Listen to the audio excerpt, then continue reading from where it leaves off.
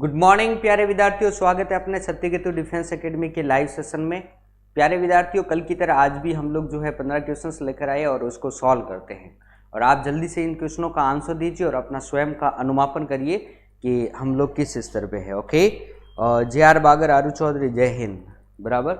Okay, question first है, मानव शरीर की सबसे बड़ी ग्रंथि कौन सी होती है?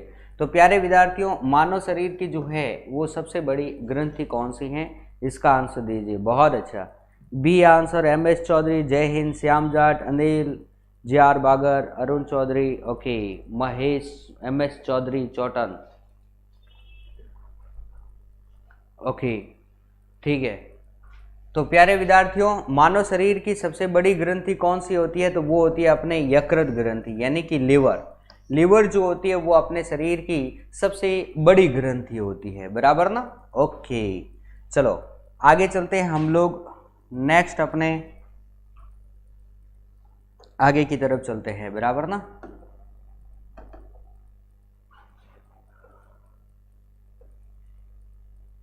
दो नंबर सल्फ्यूरिक अम्ल है। जल्दी से आंसर दो भाई। सल्फ्यूरिक अम्ल का फॉर्मूला कौन सा है? HSO4 या H2SO4, HCl या HNO3? HCl हम लोग बोलते हैं हाइड्रोक्लोरिक अम्ल बोलते हैं, HNO3 हम लोग बोलते हैं नाइट्रिक अम्ल, और सल्फ्यूरिक अम्ल का जो फॉर्मूला होता है वो अपने पास में होता है B, यानी कि H2SO4 को हम लोग जो है वो सल्फ्यूरिक अम्ल जो है वो कहेंगे। Right, yes. आगे की तरफ चले भाई, नेक्स्ट क्वेश्चंस की तरफ देख ले हैं। अगला हमारा जो क्वेश्चन है वो इस प्रकार से, क्वेश्चन नंबर 3, निम्नलिखित में से कौन लार की सहायता से जो है वो पच जाती है? लार की सहायता से जो है वो कौन पचती है? प्रोटीन, स्टार्च या रेसे? इनमें से कौन जो है वो लार की सहायता से जो है वो पच जाता है? बराबर ना? प्रोटीन, स्टार्च और रेसे, इनमें से कौन जो है वो लार की सहायता से जो है वो पच जाता है? तो सामान्यतः जो स्टार्च जो होता है वो हमारी लार की सहायता से जो है वो पच जाता है, क्योंकि हमारी लार में दो एंजाइम होता है, एक होता है टाइलिन और एक होता है लाइसोजाइम। तो ये जो हमारा लाइसोजाइम, तो ये हमारा जो टाइलिन जो होता है वो क्या करता है, स्टार्च को माल्टोज में बदलता है और ये हमारे जो है स्टार्च का पाचन करने की प्रयास करता है। चलो ठीक है, ओके, कोई बात नहीं।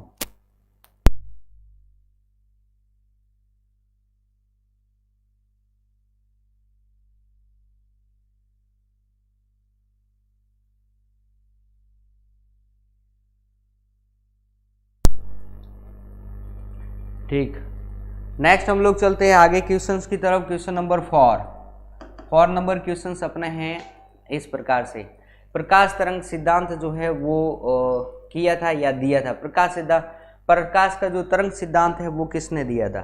तो जल्दी से आंसर दो प्यारे विद्यार्थियों, प्रकाश का तरंग सिद्धांत जो है वो किसने दिया था? ओके, क्वेश्चन नंबर 4 का आंसर जो है वो जल्दी से भेजो कि प्रकाश तरंग सिद्धांत जो है वो सामान्यतः किसने दिया था?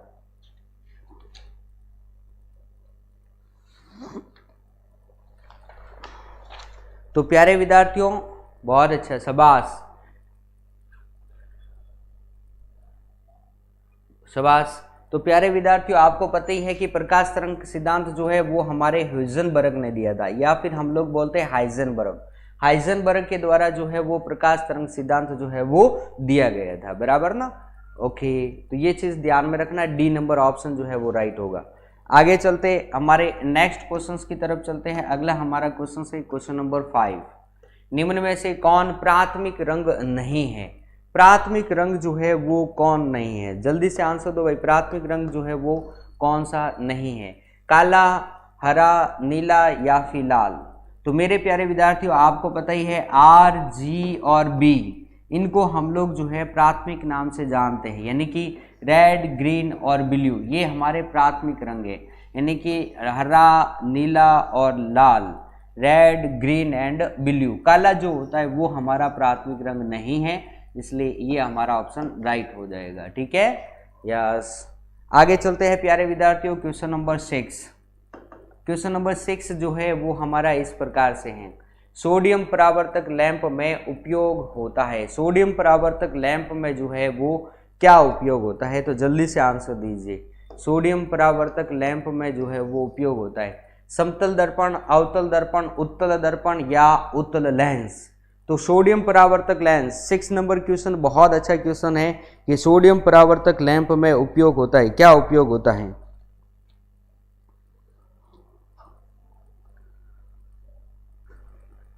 शाबाश, वेरी गुड, यानी कि सी नंबर राइट होगा, उत्तल दर्पण। यानी कि उत्तल दर्पण जो होता है वो हमारे सोडियम परावर्तक जो लैंप होते हैं उनमें राइट होता है। बी नहीं होगा भाई राजा, अधिकांश बीज भेज रहे हो, बीज नहीं होगा, सी आंसर राइट होगा, बराबर ना? सी आंसर उत्तल दर्पण होगा, ठीक है। G R Begar, okay, Lucky, Ritesh, Shivraj Singh, Tappu, okay, चलो ठीक है, यानी कि उत्तल दर्पण जो है वो इसका राइट आंसर होगा। नेक्स्ट क्वेश्चंस की तरफ चलते हैं।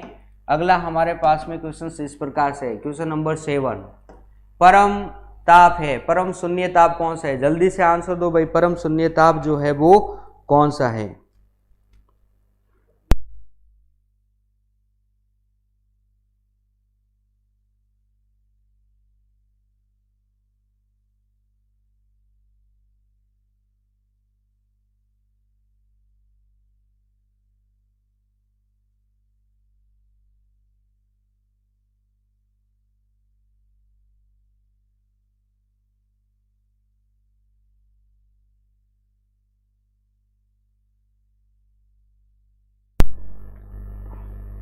शाबाश, परम शून्य ताप जो है वो कौन सा है? -273 डिग्री सेल्सियस, यानी कि ऑप्शन नंबर सी जो है वो हमारा करेक्ट आंसर है, बराबर ना? Option number C -273 degree Celsius, ये आंसर जो है इसका करेक्ट आंसर है। ओके, यस, आगे चलते हैं भाई, नेक्स्ट क्वेश्चंस की तरफ चलते हैं।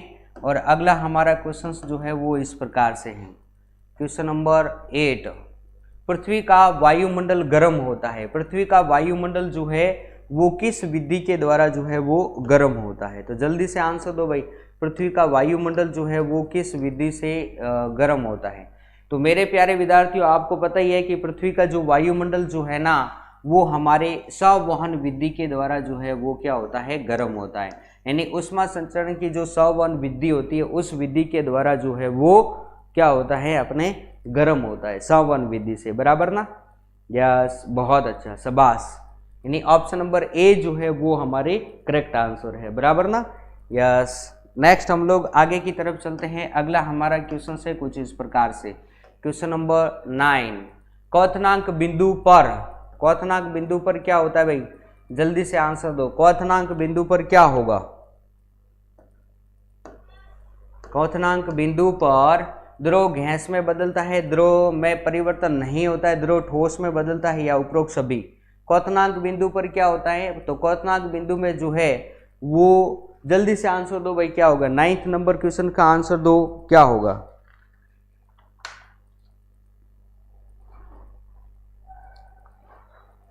ठीक है प्यारे विद्यार्थियों, तो क्वथनांक बिंदु पर जो होता है वो द्रव जो होती है वो गैस में जो है वो परिवर्तित हो जाती है, यानी ऑप्शन नंबर ए जो है वो हमारा राइट आंसर है। वेरी गुड, शाबाश। नहीं होगा सर, क्या नहीं होगा भाई? ठीक है,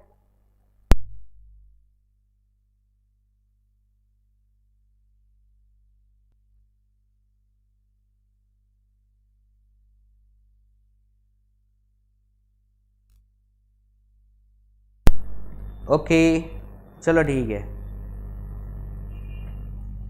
शाबाश। आगे चलते हैं प्यारे विद्यार्थियों, नेक्स्ट हम लोग देखते हैं कि क्वथनांक बिंदु पर है द्रव गैस में बदलता है, ए नंबर ऑप्शन बिल्कुल राइट है, बराबर ना? यस, ए नंबर। नेक्स्ट हम लोग चलते हैं क्वेश्चन नंबर 10, ऊर्जा का संचरण नहीं होता है, ऊर्जा का संचरण किस में नहीं होता है? विद्युत चुंबकीय तरंगों में, अनुप्रस्थ प्रगामी तरंगों में, या अनुदैर्ध्य प्रगामी तरंगों में, या अप्रगामी तरंगों में? तो जल्दी से आंसर दीजिए भाई, क्या होगा? जल्दी से आंसर दो, उसमें आंसर क्या होगा? ऊर्जा का संचरण नहीं होता है, किस में नहीं होता है? विद्युत चुंबकीय तरंगों में नहीं होता, या अनुप्रस्थ प्रगामी तरंगों में, या अनुदैर्ध्य प्रगामी तरंगों में, या अप्रगामी तरंगों में? सर 8 नंबर क्वेश्चन गलत था, अभी देख लूंगा मैं वापस 8 नंबर क्वेश्चंस, ठीक है ना? जल्दी से पहले इस क्वेश्चंस का आंसर भेजो, क्या होगा?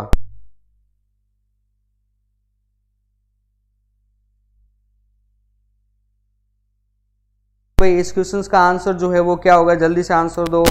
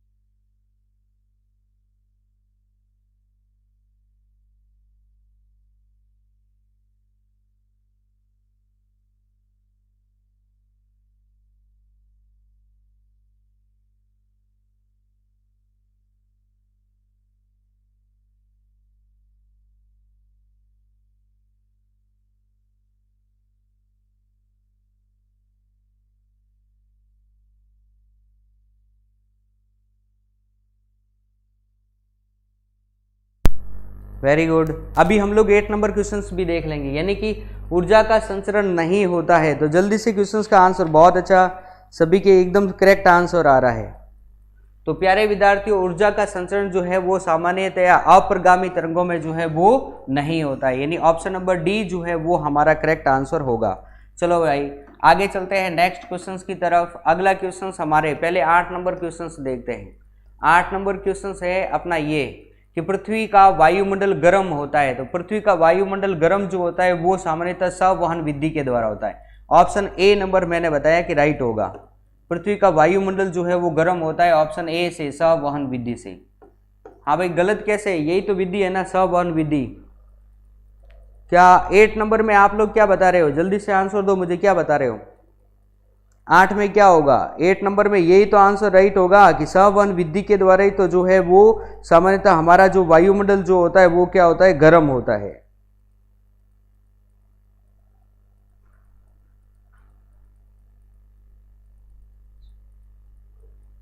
ओके, नेक्स्ट हमारे 11 नंबर क्वेश्चन नंबर 11। साबुन भी एक लवण है क्योंकि, जल्दी से आंसर दो, साबुन भी एक लवण है क्योंकि। भाई 8 नंबर राइट तो है, कहां गलत है? All will be perfect answer for this question. हाँ तो फिर जब सही है तब क्यों कह रहे हो?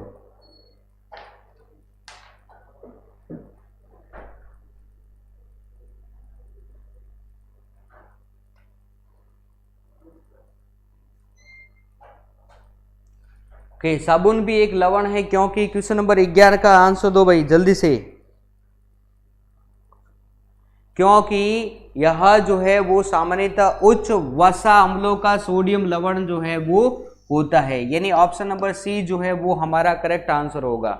वेरी गुड गुरुजी, जुग जुग प्रणाम करो। ओके, तो 11th का सी नंबर जो है वो हमारे करेक्ट आंसर है। साबुन भी एक लवण है क्योंकि यह उच्च वसा अम्लों का जो है वो सोडियम लवण होता है, राइट।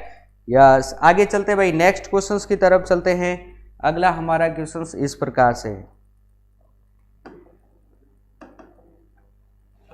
क्वेश्चन नंबर 12, सार का स्वाद होता है, सार का स्वाद कैसा होता है, खट्टा, कड़वा, मीठा या खारा? जल्दी से आंसर दो भाई, स्वार का जो है वो स्वाद कैसा होता है? सार का स्वाद खट्टा होता है, कड़वा होता है, मीठा होता है, खारा होता है? ओके, जल्दी से आंसर दो भाई, 12 का आंसर दो, 12 नंबर क्वेश्चन का आंसर दो। प्यारे विद्यार्थियों, अपने सार का जो स्वाद जो होता है वो कैसा होता है, तो कड़वा होता है, राइट है ना, ये चीज ध्यान में रखनी है।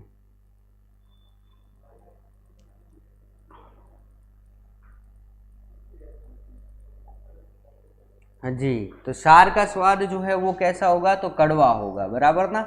ऑप्शन नंबर बी जो है वो हमारे एकदम करेक्ट आंसर होगा। सार का स्वाद हमेशा ही कड़वा होता है और अम्ल का स्वाद कैसा होता है, तो वो खट्टा होता है, राइट।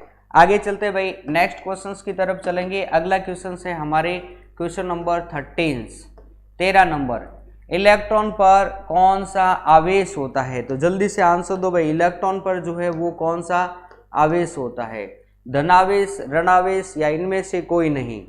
या कोई आवेश नहीं होता है। कौन सा होता है भाई? इलेक्ट्रॉन पर। आपको बताइए दो ही आवेश होता है, एक होता है धनावेश और एक होता है ऋणावेश। अब आपको बताना है कि इलेक्ट्रॉन पर जो है वो आवेश कौन सा होता है।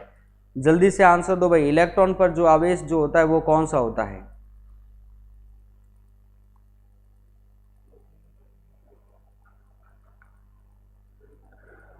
Yes, Shivraj Singh Tappu, Dharmendra Sisodia, very good. तो इलेक्ट्रॉन पर जो आवेश होता है वो सामान्यतः आपको पता है ऋणावेश होता है, ऑप्शन नंबर बी। और धनावेश जो होता है वो सामान्यतः प्रोटॉन पर होता है, प्रोटॉन। आई बात समझ, यानी कि ऑप्शन नंबर ए, ठीक। ओके, हमारे इस क्वेश्चन का आंसर क्या होता है? ऑप्शन नंबर बी, यानी कि इलेक्ट्रॉन पर आवेश कौन सा होगा? तो इलेक्ट्रॉन पर जो आवेश होगा वो हमारे कौन सा होगा? ऋणावेश होगा, बराबर ना? बी नंबर ऑप्शन राइट है, राइट। ओके, आगे चले हम लोग नेक्स्ट क्वेश्चंस की तरफ चलते हैं। क्वेश्चन नंबर 14 नंबर क्वेश्चन इस प्रकार, सबसे भारी कण है अल्फा, इलेक्ट्रॉन, प्रोटॉन और न्यूट्रॉन, कौन सा है भाई? जल्दी से आंसर दो। सबसे भारी कण जो है वो कौन सा है? अल्फा, इलेक्ट्रॉन, प्रोटॉन और न्यूट्रॉन। 14 नंबर का आंसर दो भाई, क्या होगा? सबसे भारी कण है।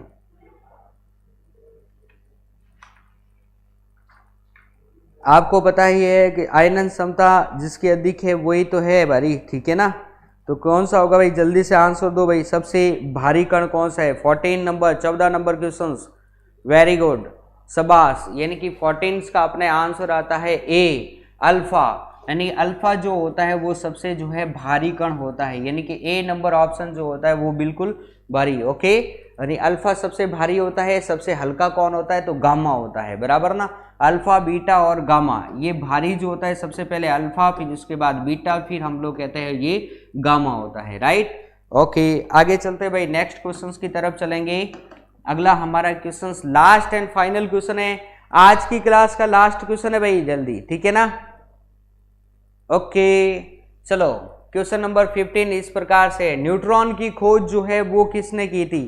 जल्दी से आंसर दो भाई, न्यूट्रॉन की खोज जो है वो किसने की थी? जल्दी से आंसर दो भाई,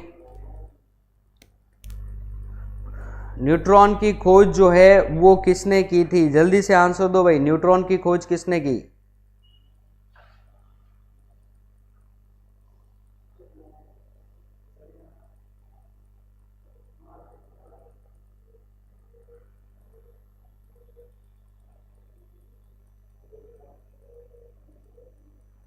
शाबाश,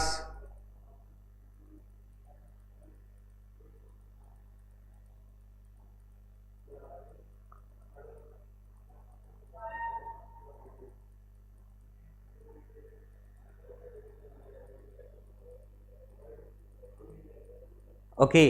तो प्यारे विद्यार्थियों, न्यूट्रॉन की खोज जो है वो सामान्यतः जेम्स चैडविक ने की थी, ये आपको पता ही होगा। किसने की थी? James Chadwick. यानी कि न्यूट्रॉन की खोज जो है वो सामान्यतः जेम्स चैडविक ने की थी। ओके, और हम लोग कहते हैं कि सन 1900 अपने न्यूट्रॉन की खोज जो है 1932 में जो है इसकी खोज की थी। सर 15 में से 13 सही है। ओके, और रदरफोर्ड, थॉमसन एंड न्यूटन, ये अलग अलग चीज़ें हैं, बराबर ना? रदरफोर्ड अपने आपको पता ही है परमाणु के जो है वो नाभिक की खोज जो है वो की थी, बराबर ना? ओके, तो मेरे प्यारे विद्यार्थियों, न्यूट्रॉन की खोज जो है वो किसने की थी? तो जेम्स चैडविक ने। ओके, तो अभी सभी अपना अपना रिजल्ट एक बार जो है वो बता दीजिए, क्या रिजल्ट है, बराबर ना? ओके, जल्दी से बताओ भाई। शाबाश, लक्की राजपूत शेतवा 15 में से 15, बहुत अच्छा। 10 में से 7 शिवराज सिंह टप्पू। ओके, पूरन सिंह भाटी, बहुत अच्छा भाई, शाबाश।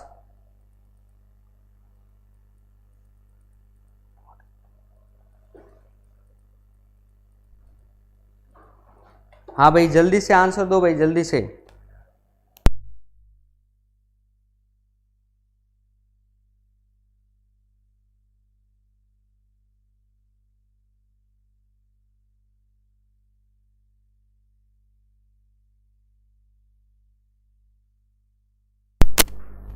ओके प्यारे विद्यार्थियों, तो चलते हैं, कल फिर हम लोग मिलेंगे, इसी समय मिलेंगे और ऐसे इंपॉर्टेंट क्वेश्चन के साथ में। ओके, तो चलते हैं, कल फिर मिलेंगे, तब तक के लिए आप सभी को मेरा जय हिंद, जय भारत।